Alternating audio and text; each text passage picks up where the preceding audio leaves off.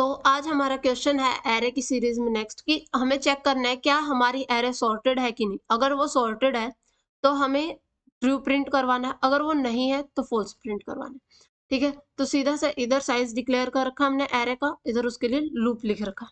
ठीक है, अब हमें इधर लॉजिक लिखना है कि वो कैसे होगा।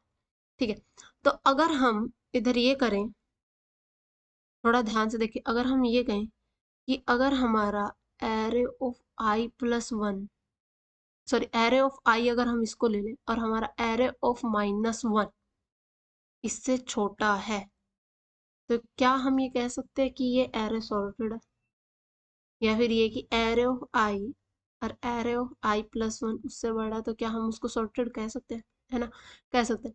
लेकिन हाँ, अगर हमें कोड छोटा लिखना है तो हम ये भी लिख सकते हैं, हम फॉल्स वाला सिनेरियो लिख सकते हैं कि हमारा फॉल्स कब होगा, जब इफ एरे ऑफ आई बड़ा है array of I plus one से, क्योंकि हमने आई कहाँ से लिया है, इंडेक्स 0 से लिया है। अगर हमारा ये एलिमेंट इस एलिमेंट से बड़ा है तो वो सॉर्टेड थोड़े होगा, वो तो सॉर्टेड नहीं होगा।